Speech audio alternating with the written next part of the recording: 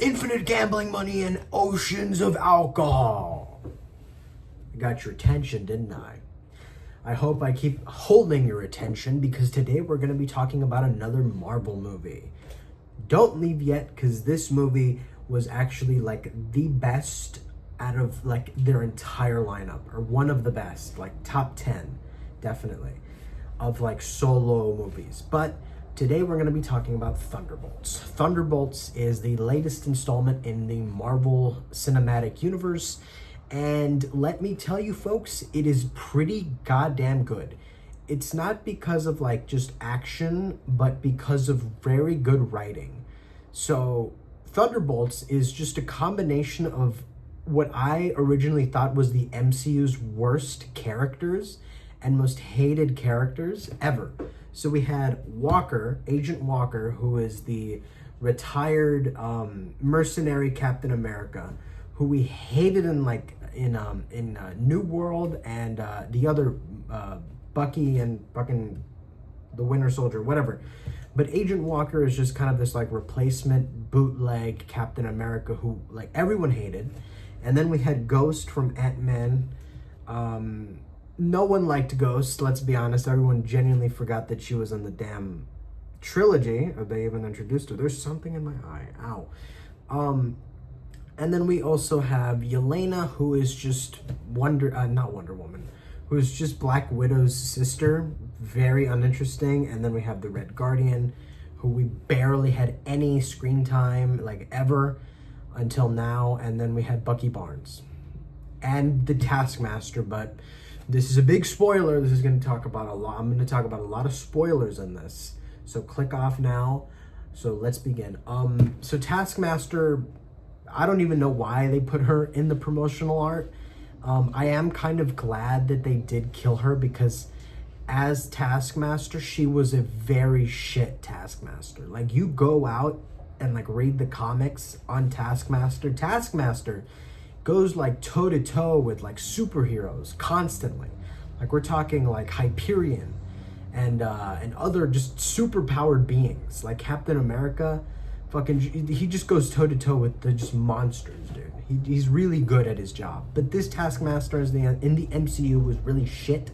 You know, barely stood her own ground, and deserved to die, because I feel like we should be getting a better replacement where the mask should just be a legitimate gray skull, like in the comics.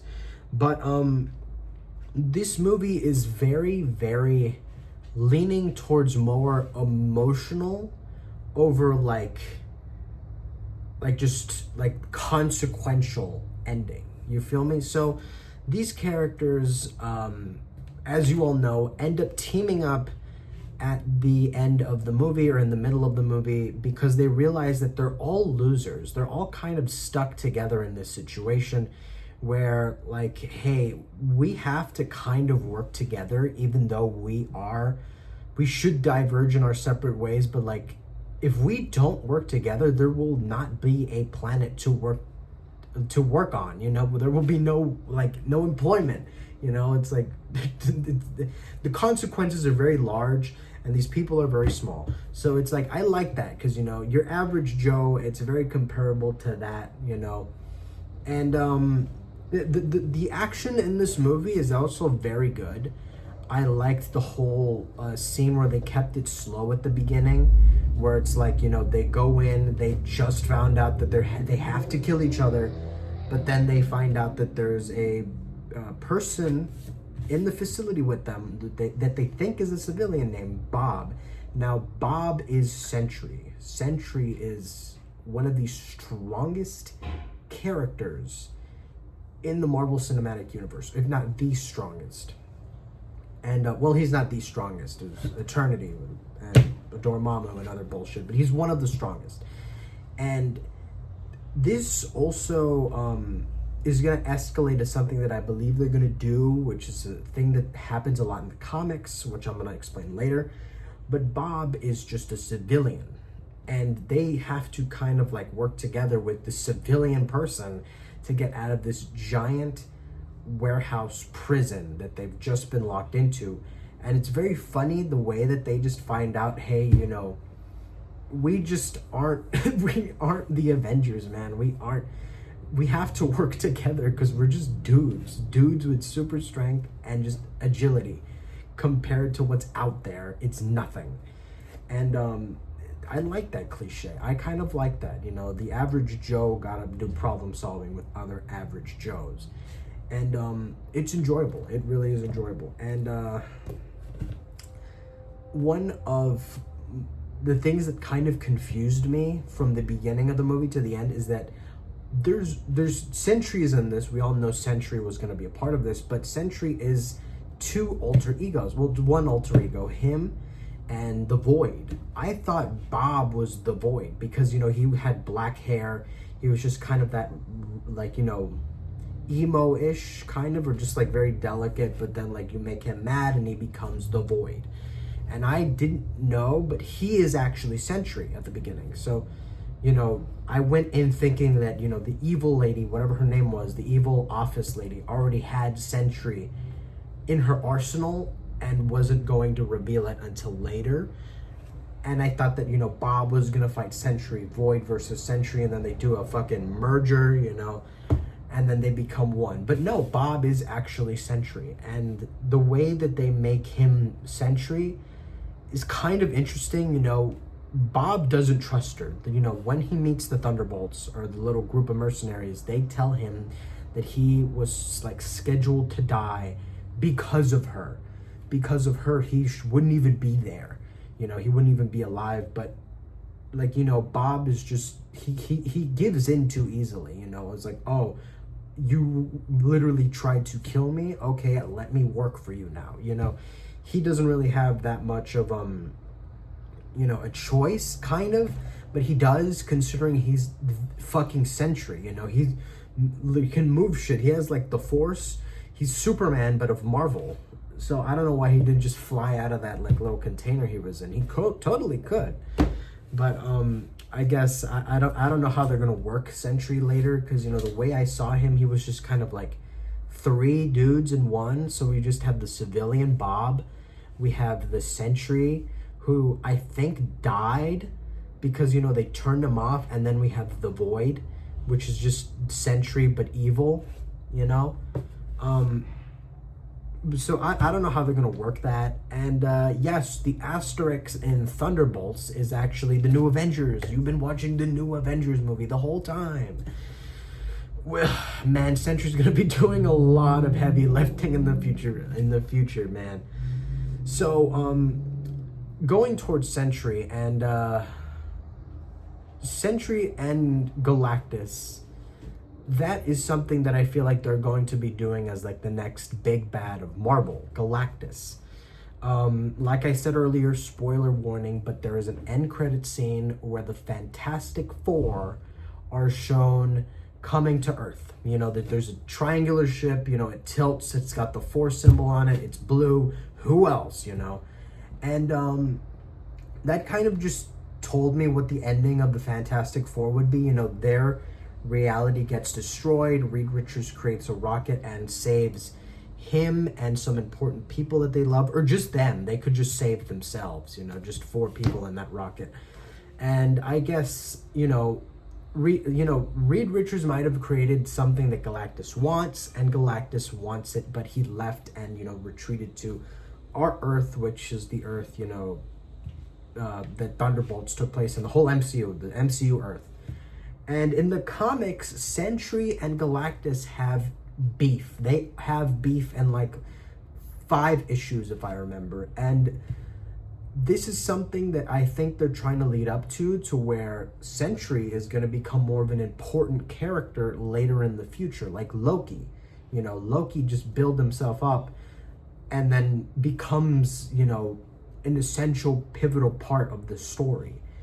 And that's what I believe is going to happen. And I'm not sure what the Fantastic Four more villains they could lead into. We just have to wait and see. As we all know, July is going to be a fucking huge month for movies. We got, I think, the biggest hitter, the Smurf movie. Fuck, we all finna pull up to watch the Smurf movie versus Jurassic Park, which I think comes out first, and then it's the Smurf movie, and then after that we have Superman, and then after Superman we have Fantastic Four. No, it's already, those are the big five, I think, or big three, actually. I mean, big four, big five, whatever. Yeah, I got it. But there's gonna be a big three of movies like Oppenheimer, but it's gonna be Super Jurassic 4, Super Jurassic 4. I'm gonna watch all three of them, and I'm gonna tell you how it went. Of course, Jurassic Park is, I think, my most anticipated. Then it would have to be the Fantastic Four, and then Superman. Superman does look really good, but I have like low anticipation because Warner Brothers has just been in the shitter recently, and this is literally their big hit. They have to have this movie succeed for them to continue making movies, or they could just sell the whole Warner Brothers rights and brands to Universal, but we'll see. What do I give the Thunderbolts out of 10? I give it a solid 8, really. The emotional impact of this movie, it really told you the story of all these people, It kind of, the emotional story was trying to tell that you don't have to be alone in the world. You can hold on to your friend's shoulders, you can have people help you, lift you up in a bad situation, which the Thunderbolts had in their past, and are having, after they fought Century in that one scene. They just kind of realized, like, hey, we suck, in a world where we tried to save it, no one else is coming, which kind of confused me. Where the fuck is everyone else? This is New York. Where the fuck is Spider-Man? I thought we clarified that Spider-Man still exists. Where's Doctor Strange? He's still around. Like, where the fuck where is everyone? Where are they? Where is Daredevil? Where is the Hulk? Where the fuck are they? They just look in the news as Void takes over the whole city. The city becomes black.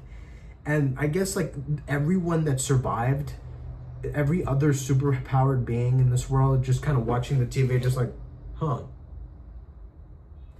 hope they got it. What the fuck? No one showed up to help them. And what even made me more confused is that after that, when Void took over the fucking city, after they defeated a Void, the city went back to normal. Everyone was fucking afraid, they just had their whole past given to them, the most impactful emotional parts of their past were shown to them. And that's actually Void's just whole power, where he just gives you trauma. And after they defeat Void, the press is just there. They tried to beat the shit out of the woman, the big bad, that one agent woman, whatever the fuck her name is, that evil woman. And they just go past broken down scaffolding because she's trying to retreat. Hear me out. They're following her, and they're just about to beat the shit out of her. And then the press is just there, everyone with cameras. How did you get there? What the fuck? You weren't just oh my god, I was sucked into the Void. How did they get there so fast? Or were they already there to begin with? That was the confusing part that kind of had me baffled a bit. What? The city was just consumed in black. You're telling me you just pulled up within seconds of him, the city just going back to normal? What? That was a confusing part of the movie. And I think that was my only caveat. Everything else was just kind of good writing, and I think, they made us kind of like these characters a bit more.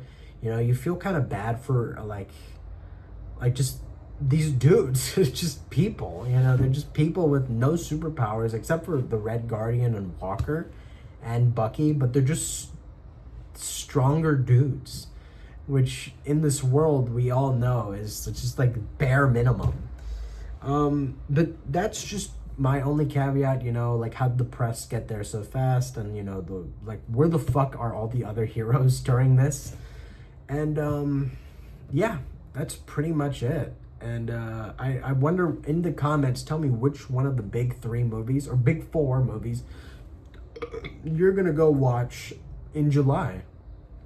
Because I know damn well I'm going to be watching the Smurf movie. I'm going to be like, what? The Smurf movie?